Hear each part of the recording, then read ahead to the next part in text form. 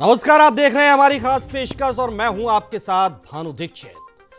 देश में कोरोना संकट एक बार फिर पांव पसार रहा है। करीब 2.5 महीने बाद भारत में एक दिन में 24,000 से ज्यादा कोरोना के केस आए हैं। स्वास्थ्य मंत्रालय की ताजा रिपोर्ट के मुताबिक पिछले 24 घंटों में 24,882 नए मामले सामने आए हैं और 140 लोगों की जान चली गई। तो वहीं पिछले 24 घंटों में करीब 20,000 लोग कोरोना से ठीक भी हुए हैं। इससे पहले 23 दिसंबर 2020 को 24,712 कोरोना के केस दर्ज किए गए थे। ताजा आंकड़ों की बात करें तो अब देश में कोरोना के कुल मामले बढ़कर 1,13,08,846 हो चुके हैं। कुल 1,58,306 लोगों की कोरोना के चलते जान भी जा चुकी है। 1,09,53,303 लोग कोरोना को मात देकर ठीक भी हुए हैं। देश में अब एक्टिव केस की संख्या बढ़कर 1,33,728 हो गई है। इसी के साथ देश में कोरोना से निपटने के लिए चल रहे दुनिया के सबसे बड़े टीकाकरण अभियान में भी तेजी आई है। भारत में अब तक 2,82,18,457 लोगों की कोरोना की वैक्सीन उनको लगाई जा चुकी है। तो कोरोना महामारी के खिलाफ देश का टीकाकरण अभियान 16 जनवरी को शुरू किया गया था, जिसमें हेल्थ वर्कर्स को कोरोना का टीका लगाया गया था और फिर 2 फरवरी से फ्रंटलाइन कार्यकर्ताओं को टीकाकरण हुआ था। तो वहीं 1 मार्च से 45 साल से 60 साल तक के लोगों को भी टीका लगाने का काम शुरू हुआ। कोरोना संक्रमितों की संख्या के हिसाब से भारत दुनिया का दूसरा सबसे प्रभावित देश है। हालांकि रिकवरी दुनिया में अमेरिका के बाद सबसे ज्यादा भारत में हुई है। मौत के मामले में अमेरिका, ब्राजील और मैक्सिको के बाद हिंदुस्तान का नंबर है। इसके साथ ही देश में कोरोना से मृत्यु दर 1.40% है, जबकि रिकवरी रेट करीब 97% है।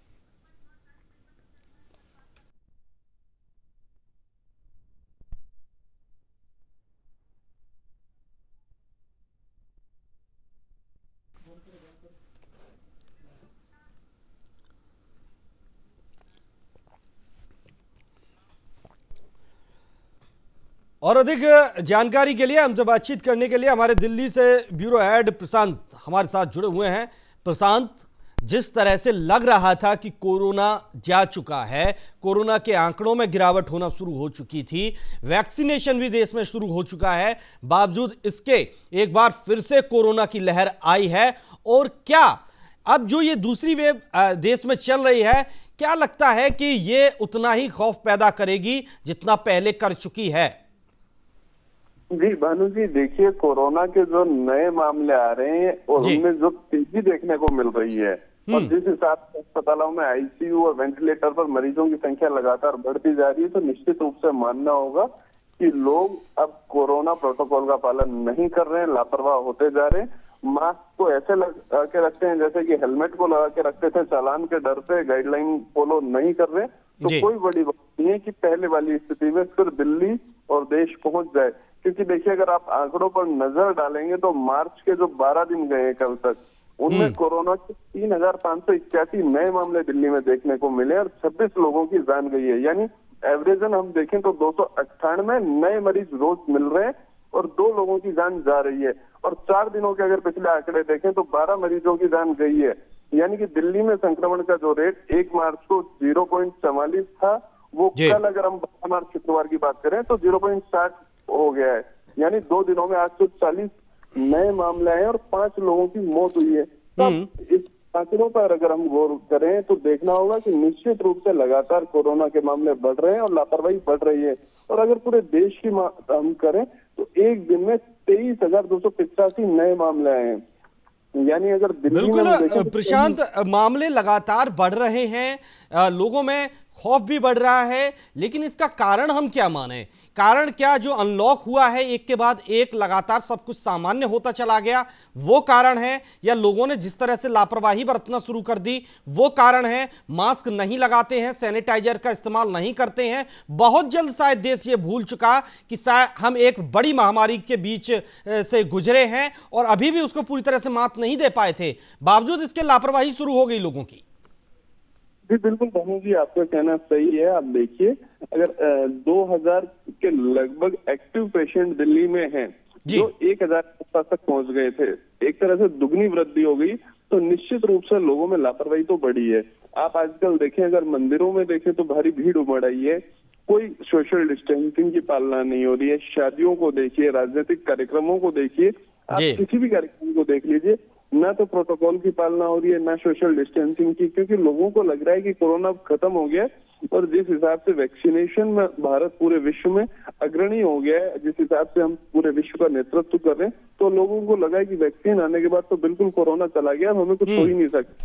तो वो जो लापरवाही है, जो मानसिक स्थिति है, जो हम सोच ले आए, उसके चलते ये नुकसान भुगतना पड़ रहा है। और आप अगर महाराष्ट्र पे गौर करें तो महाराष्ट्र में जैसे लॉकडाउन लगातार लगाना पड़ रहा है, तो वही हालात देश के और इलाकों में भी बन सकते हैं लगातार, क्योंकि साउथ के भी कुछ इलाकों में ये हालात बन गए। तो निश्चित रूप से अगर लापरवाही बढ़ेगी लोगों में, तो वो लापरवाही दुष्परिणाम के रूप में सामने आएगी। बिल्कुल बिल्कुल प्रशांत, आप बने रहिए हमारे साथ नीरज शर्मा भी जुड़े हुए हैं जयपुर से। नीरज, जिस तरह से महाराष्ट्र की आज स्थिति है, लॉकडाउन दोबारा लगाने की वहां नौबत आ चुकी है, क्या हम इसको लेकर सचेत हो जाएं? क्या राजस्थान में भी ऐसी कहीं स्थिति दिखाई दे रही है? क्योंकि जो एक अदृश्य खौफ था वो वापस आ चुका है। इसका कारण क्या है? इसके पीछे जिम्मेदार कौन है? क्या अनलॉक जिम्मेदार है या लोगों की लापरवाही जिम्मेदार है? देखिए भानु, मुझे नहीं लगता अभी राजस्थान में फिलहाल ऐसी स्थितियां हैं। और कोरोना के जो केसेस हैं ये तो लगातार चले ही आ रहे हैं। हालांकि राजस्थान ने बहुत ज्यादा इस पर लगाम लगाने का काम किया है। वैक्सीनेशन की बात करें तो देश भर में राजस्थान वैक्सीनेशन में भी अव्वल है। 21,02,606 लोगों को पहली डोज वैक्सीनेशन की अब तक लग चुकी है। और दूसरी डोज की बात करें तो 4,08,812 सेकेंड डोज लग चुकी है। कुल 25,11,418 डोज जो है अब तक वैक्सीनेशन की लगाई जा चुकी, जो कि देश में सर्वाधिक है। जबकि अगर अन्य राज्यों की बात करें तो राजस्थान से काफी पीछे चल रहे हैं। दूसरे नंबर पे महाराष्ट्र का इसके अंदर नंबर आता हुआ जो है वो नजर आ रहा है। लेकिन अगर ओवरऑल परसेंटेज की बात करें तो राजस्थान के अंदर कोरोना से जो पीड़ित रोगी हैं उनकी संख्या में काफी कमी है। एक्टिव केसेस पूरे प्रदेश में केवल 2242 यानी 2242 केस पूरे प्रदेश के अंदर है एक्टिव केस। इसके साथ ही अगर बात करें कि पॉजिटिव रोगियों की, तो कल 237 ही पॉजिटिव रोगी पूरे प्रदेश में आए हैं। और जो संख्या की बात करें तो संख्या जैसे राजधानी जयपुर में सर्वाधिक 31 कोरोना के पॉजिटिव मिले हैं। तो 31 कोई बहुत बड़ा आंकड़ा नहीं है। जब 7 लाख से ज्यादा जनसंख्या किसी जिले की है, 60 लाख से ज्यादा जनसंख्या, 31 रोगी यदि मिले हैं तो कोई बड़ी संख्या नहीं है। लोग निकल करके सामने आ रहे हैं और उपचार करा रहे हैं। और कोई मौत का आंकड़ा कोरोना के चलते बिल्कुल नीरज आपको रोकेंगे हम यहाँ पर। CMHO डॉक्टर नरोत्तम शर्मा जी भी हमारे साथ जुड़ गए हैं। बहुत बहुत स्वागत है सर आपका न्यूज इंडिया पर। नमस्कार जी डॉक्टर नरोत्तम शर्मा जी, जिस तरह से कोरोना एक बार फिर से बढ़ने लगा है, आंकड़े जहां बिल्कुल निम्न स्तर पर आ गए थे और एक बार फिर से इन आंकड़ों में उछाल आया है, तो क्या लगता है क्या पहले जैसी खौफ की स्थिति दोबारा बनने वाली है? क्या देश फिर से लॉकडाउन की तरफ बढ़ सकता है? नहीं, ऐसी स्थिति तो अभी नहीं है जी। और चूंकि पिछले कुछ दिनों में लगातार पेशेंट्सों की कोरोना पॉजिटिव संख्या में बढ़ोतरी जरूर निश्चित रूप से हो रही है जी। इसका मुख्य कारण देखने में ये आ रहा है कि लोग बाग भीड़ का हिस्सा बन रहे हैं, वह मास्क का प्रयोग नहीं कर रहे हैं, जी जी, सोशल डिस्टेंसिंग पालना नहीं कर रहे हैं। जी जी। आप देखिए मार्केट में बाहर सब जगह रोडों पर लोग बिना मास्क के भीड़ में इकट्ठा हो रहे हैं। तो यदि कोई संक्रमित व्यक्ति भीड़ में हिस्सा बनता है तो दूसरे संक्रमण फैलने की आशंका बनी रहती है जी। इस कारण से निश्चित रूप से पिछले कुछ दिनों में संख्या बढ़ी है। हम पूरी कोशिश कर रहे हैं कि इसको लोगों को समझाने की, वापिस IEC की एक्टिविटी बढ़ाई है हमने, लोग बाग मास्क का उपयोग करें, भीड़ का हिस्सा ना बने, सैनिटाइजर यूज करें, इन सब चीजों का उपयोग करें जिससे कि रोग को आगे बढ़ने से रोकथाम की जा सके।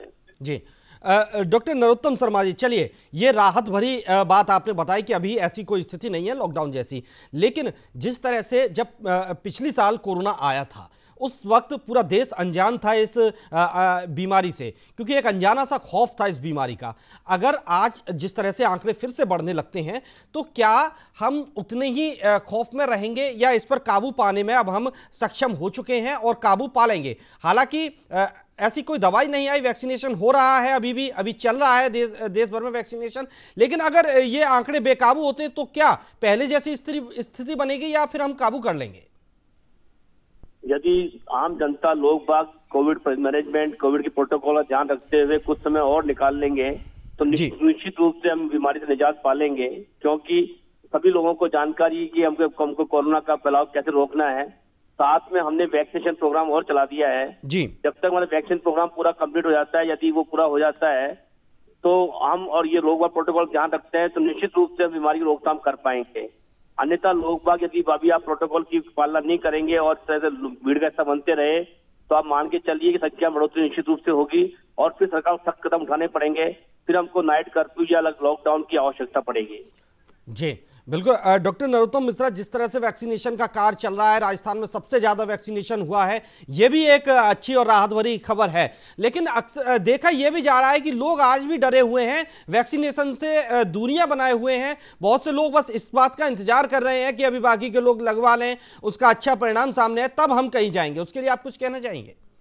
देखिए, आप जो बात कर रहे हो, शुरुआत में वैक्सीनेशन की शुरुआत में ऐसी परिस्थिति बनी हुई थी जी, क्योंकि 1 मार्च के बाद जब से 60 साल से ऊपर और 45 साल से 60 साल के कोमॉर्बिड लोगों को हमने वैक्सीनेशन शुरू किया है।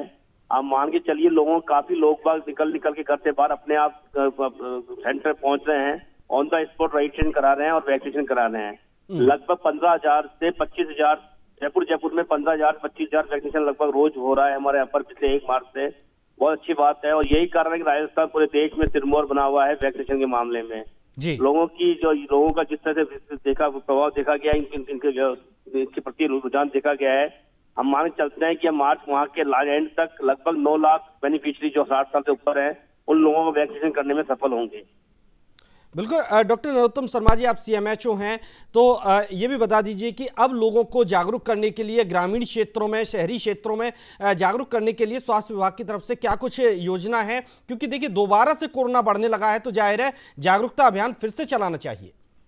बिल्कुल, हम वापस पहले पुलिस प्रशासन और चिकित्सा विभाग तीनों टीम मिलकर पहले के जैसे वापस हम लोगों को समझाइश करने की, लोगों की पुलिस प्रशासन द्वारा वापस जो मास्क नहीं पर लगा रहे लोगों के खिलाफ चालान काटने की, प्रशासन के द्वारा जगह जगह कैमरा लोग समझाने की, जिला परिषद स्तर पर नीचे ग्राम पंचायत तक लोगों को अवेयर करने की, ANM आशा के द्वारा घर घर जाकर लोगों को अवेयर करने की वो भी मुहिम शुरू कर रहे हैं, जो लोगों को समझाया जा सके कि अभी थोड़ा सा और वक्त तक अपना ध्यान रखें, भीड़ का हिस्सा ना बने, मास्क का उपयोग करें, सैनिटाइजर यूज करें। जब तक वैक्सीनेशन पूरा नहीं हो जाता तब तक कुछ सावधान रखना जरूरी है, उसके बाद हम धीरे धीरे इस बीमारी से निजात पा सकेंगे। जी बिल्कुल। बिल्कुल डॉक्टर साहब, ये बहुत जरूरी है, लोगों को खुद से भी जागरूक होना पड़ेगा और लापरवाही जरा सी भी बरती तो उसका नतीजा हम फिर से देख रहे हैं, आंकड़े बढ़ने लगे हैं। बिल्कुल प्रशांत, बहुत अच्छी बात कही डॉक्टर साहब ने, जिस तरह से अगर लोग अब लापरवाही बरतने लगे थे उसके नतीजे सामने आने लगे। अभी तो सिर्फ महाराष्ट्र का बड़ा हिस्सा इसकी चपेट में आया है, लेकिन ये रोग अगर फैलाव इसका होने लगा तो बहुत ज्यादा देर नहीं लगेगी कि देश के अन्य हिस्सों में भी इसका फैलाव हो जाएगा। जी बिल्कुल भानु जी, आप देखिए कि जो हालात अभी महाराष्ट्र के हुए हैं उसके बाद साउथ के कुछ राज्यों में हो गया, पंजाब में भी 2 शहरों में रात्रि कर्फ्यू लगा दिया गया है। तो अगर ऐसे लोगों में लापरवाही लगातार बढ़ती रहेगी तो वो दिल्ली और जयपुर और देश के अन्य इलाकों में भी लग सकता है, क्योंकि आप देखिए कि लगातार लोगों में लापरवाही बढ़ रही है। आप दिल्ली के किसी भी इलाके में जाके देखिए, चाहे वो राजनीतिक बैठक हो, काफी संख्या में भीड़ अब उमड़ने लग गई है और मास्क और सैनिटाइजेशन को तो लोग लगभग भूलने लग गए। मास्क सिर्फ दिल्ली में इसलिए लगाया जा रहा है कि 2,000 रुपए का जुर्माना ना हो जाए। तो जुर्माने की जगह लोग जब तक अपने स्वास्थ्य के लिए उसे जरूरी नहीं समझेंगे, अपनी सुरक्षा से नहीं जोड़ेंगे, तब तक ऐसे केसेस लगातार बढ़ते ही रहेंगे। जी भानु जी। जी बिल्कुल। नीरज शर्मा, जिस तरह से महाराष्ट्र में कोरोना फैल रहा है, महाराष्ट्र का एक बड़ा हिस्सा इसको लेकर प्रभावित है, लॉकडाउन की वापस से वहां पर स्थिति बन गई है, क्या अब फिर से हमें चेत जाना चाहिए और जो भीड़ भाड़ वाले इलाके हैं उनको फिर से बंद कर देना चाहिए? क्या ऐसी स्थिति वापस बनती दिख रही है? अभी चेतने की बात करें तो चेते तो लोगों को रहना होगा जब तक कोरोना का नाम निशान जो है बाकी है, क्योंकि महामारी है, कोई छोटी मोटी बीमारी नहीं है और तेजी से फैलती है, संक्रामक स्ट्रेन बदलती है। लेकिन बात करें राजस्थान की और जयपुर की, तो जयपुर को तो बधाई मिलनी चाहिए कि 92,000 वैक्सीनेशन करके पूरे राजस्थान के अंदर सर्वाधिक वैक्सीनेशन जयपुर जिले के अंदर हुए हैं और जी। सरकार ने भी, चिकित्सा मंत्री ने भी बधाई दी है। इसमें इन दोनों सीएमएचओ का भी एक बड़ी भूमिका रही है। CMHO first doctor Narottam Sharma ने एक बड़ी भूमिका निश्चित रूप से इसमें निभाई है। दूसरी बात करें, अगर हम लोगों के अंदर जनजागरूकता सरकार कर चुकी है, आम जनता के अंदर पूरी जानकारी है जनता को, लेकिन फिर भी लोग कहीं ना कहीं एक लापरवाही बरत रहे हैं। लोग चाह रहे हैं कि हम बाहर निकल जाएं, अब टीका आ चुका है तो अब कुछ नहीं होगा। लेकिन बात ये दोनों जब तक डोज नहीं लग जाती और इम्यून जब तक लोग नहीं हो जाते, इम्यूनिटी उनकी बूस्ट नहीं जाती, तब तक ऐसे लोग जो कि बड़े बुजुर्ग लोग हैं और 60 साल से अधिक उम्र है या फिर गंभीर बीमारी वाले जो रोगी हैं, जो आसानी से इस बीमारी की चपेट में आ सकते हैं, उनके लिए घातक हो सकता है। उनको कहीं ना कहीं सोशल डिस्टेंसिंग का पालन करना होगा, मास्क लगाना होगा, सैनिटाइजेशन करना होगा, बार बार हाथ साबुन से धोने होंगे। तो पहले जो गाइडलाइन जारी करी थी उनको मान करके चलना है। भले ही सरकार ने अनलॉक की प्रक्रिया के तहत कुछ ढील दी हो आने जाने में, शादी ब्याह फंक्शन अटेंड करने में या सामूहिक समारोह अटेंड करने में, लेकिन सोशल डिस्टेंसिंग की पालना जो है वो जरूरी हो जाती है। लोग घुल मिल रहे हैं, चाय की थैली पे बैठ रहे हैं, पान बीड़ी सिगरेट पी रहे हैं और आपस में खुले मुंह बात कर रहे हैं बिना मास्क के, तो ये कहीं ना कहीं एक खतरा हो सकता है। बिल्कुल। बहुत सारे ऐसे लोग हैं, उनको स्नीजिंग हो रहा है, छींक रहे हैं, खांसी जुकाम है, लेकिन वो बिना मास्क के लोगों के बीच में जाकर के और गप लड़ा रहे हैं। तो ये चीज जो है इसका खास तौर पर ख्याल रखना होगा। बिल्कुल। डॉक्टर नरोत्तम शर्मा जी, जो पिछली बार का कोरोना था और जो नया स्ट्रेन कोरोना का आया है, क्या इसमें कोई अंतर है या इसके लक्षणों में कोई अंतर दिखाई दे रहा है इस तरह का कि ये जल्दी फैलता हो या कुछ नई बात? क्योंकि भारत देश के अंदर अभी कुछ राज्यों में ही नया स्ट्रेन देखा गया है। जी जी। जयपुर में और राजस्थान में नए स्ट्रेन का कोई भी केस अभी नहीं है। हमारे पास जो पहले से कोरोना का वायरस है उसके अंदर कोई नया स्ट्रेन नहीं आया है। बस थोड़ा सा इतना सावधान रहने की जरूरत है कि एक से दूसरे संक्रमण नहीं फैले, इसलिए कोरोना गाइडलाइन का पालन करें लोग बाग। हम काफी हद तक कंट्रोल अचीव कर चुके थे, अभी भी स्थिति कंट्रोल में है। यदि हम थोड़ा ध्यान रखेंगे तो धीरे धीरे ये कोरोना हमारे राजस्थान और जयपुर से बिल्कुल समाप्त हो जाएगा। जी। डॉक्टर नरोत्तम मिश्रा जी, इस वक्त देश में कई जगह पर बहुत ज़्यादा भीड़भाड़ है, बहुत कुछ ऐसा हो रहा है जहां भीड़भाड़ सम्मिलित है। चुनाव का भी वक्त आ रहा है, देश में कई जगह चुनाव भी होने हैं, वहां भी रैलियां वगैरह हो रही हैं, बहुत कुछ हो रहा है। तो ऐसी जगहों के लिए क्या आपको नहीं लगता कि एडवाइजरी जारी कर देनी चाहिए?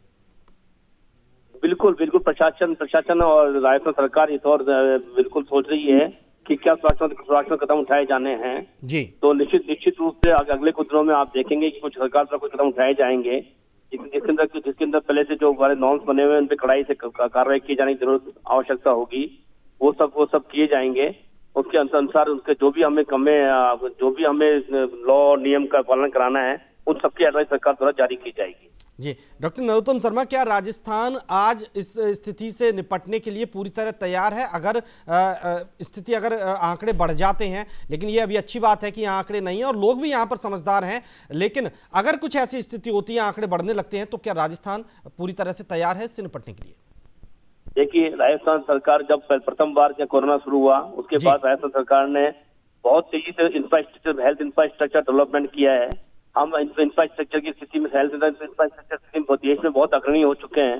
हमारे पास पर्याप्त मात्रा में वेंटिलेटर और ऑक्सीजन सिलेंडर और अन्य सुविधाएं सब पूरी तरह से हमारे पास मौजूद है। किंतु मैं ये जानता हूं कि मुझे पता है हम मेडिकल चिकित्सक वर्ग है कि अब निश्चित रूप से कोरोना वापस पुरानी परिस्थिति में नहीं लौट सकता, क्योंकि लोगों में सब में हमने इतनी अवेयरनेस की, इतने आयोग का पालन करने के लोगों को बात किया है, साथ में वैक्सीनेशन चल रहा है। तो निश्चित रूप से वो स्थिति दोबारा राजस्थान में या जयपुर में नहीं होगी। बिल्कुल। अब शायद वो स्थिति ना आए, क्योंकि लोग भी समझदार हो चुके हैं, ऐसी बात नहीं है, और एक बार इस महामारी से जूझ चुके हैं। लोगों को पता है कि कब कहां किस तरह से सावधानी बरतनी है और किस तरह से इससे निपटना है। बिल्कुल नीरज, जिस तरह से राजस्थान सरकार काम कर रही है वाकई काबिल तारीफ है और सब जगह इसकी तारीफ भी हो रही है, लेकिन लोगों को भी जागरूक करना एक बड़ी चुनौती है, क्योंकि लोग फिर से ऐसी स्थिति में आ गए हैं जैसे कभी कुछ हुआ ही नहीं था, कोरोना नाम की कोई चीज ही नहीं थी, और उनकी लापरवाही ये उन पर भारी भी पड़ सकती है। इसके लिए सरकार को कहीं ना कहीं जाहिर है जागरूकता अभियान चलाना चाहिए, फिर से लोगों को जगाना होगा। नीरज।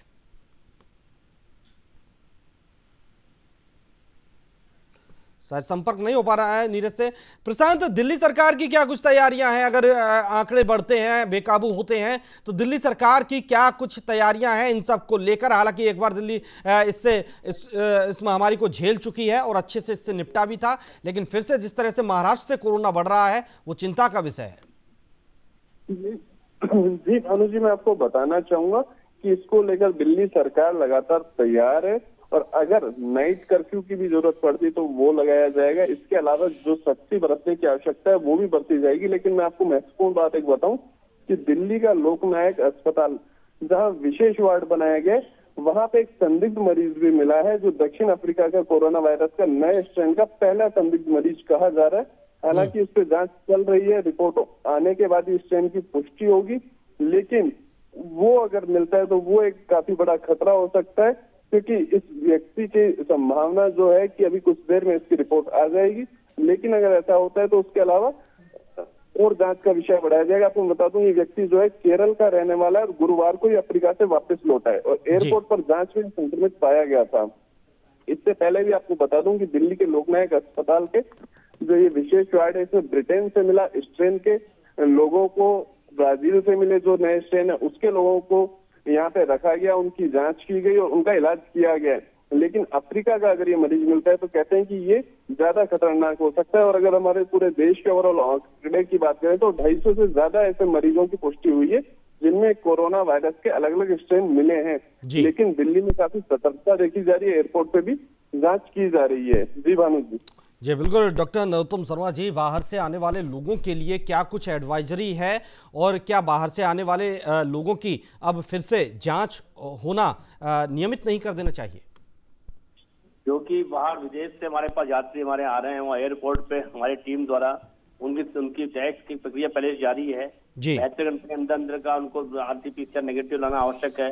यदि लेके नहीं आते तो हमारी जो टीम है उन्हें वहाँ टेस्ट करती है और उनको आइसोलेट करती है। इसके साथ साथ जो 6 राज्य हैं जहाँ पर अभी कोरोना के केस बढ़े हैं, उनके यहाँ से आने वाले जो एयरपोर्ट के थ्रू, एयर के थ्रू आ रहे हैं या ट्रेन के थ्रू आ रहे हैं, उनके लिए भी हमने टीम लगा दी है। उन सबके भी RT-PCR टेस्ट जांच देखे जा रहे हैं, टेस्ट देखे जा रहे हैं और जो लोग रिपोर्ट लेके नहीं आ रहे हैं उनकी जांच यहाँ पर करवाई जा रही है। तो पूरी सुविधा पूरी तरह सतर्क है हम। साथ साथ स्कूलों में भी हमने बच्चों के बार रैंडम सैंपलिंग शुरू कर दी है। सभी तरह की कोशिश हमारे द्वारा की जा रही है कि किसी प्रकार से भी रोग का फैलाव ना हो और कोई भी स्ट्रेन या कोई भी बाहर से संक्रमित व्यक्ति यहाँ आकर अन्य को संक्रमित ना कर सके। जी बहुत बहुत शुक्रिया नरोत्तम शर्मा जी आपका हमारे साथ जुड़ने के लिए। बाकी सभी हमारे संवाददाताओं का भी बहुत बहुत शुक्रिया हमारे साथ जुड़ने के लिए, तमाम अपडेट्स हमारे दर्शकों तक पहुंचाने के लिए। तो बता दें कि भारत में कोरोना के आंकड़े लगातार बढ़ रहे हैं और इन आंकड़ों के बढ़ने से अब एक बार फिर से स्थिति चिंताजनक होती जा रही है। लेकिन अब इसका समाधान सिर्फ यही है कि हमें अलर्ट रहना होगा और इसका समाधान यही है कि हमें 2 गज की दूरी बनाकर रहनी होगी।